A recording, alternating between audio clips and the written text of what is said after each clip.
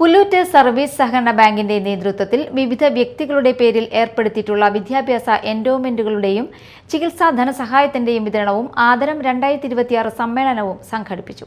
Pullut NSS ഹാളിൽ നടന്ന സമ്മേളനം മന്ത്രി അഡ്വക്കേറ്റ് OJ ജനീഷ് ഉദ്ഘാടനം ചെയ്തു.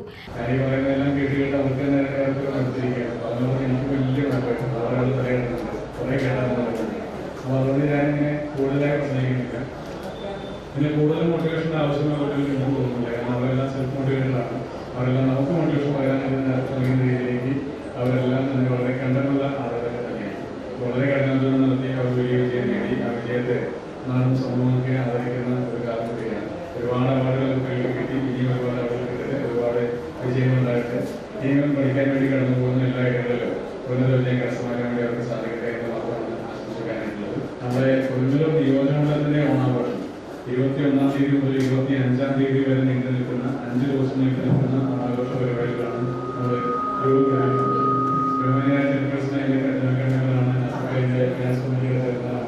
ബാങ്ക് പ്രസിഡന്റ് KG മുരളീധരൻ അധ്യക്ഷത വഹിച്ചു.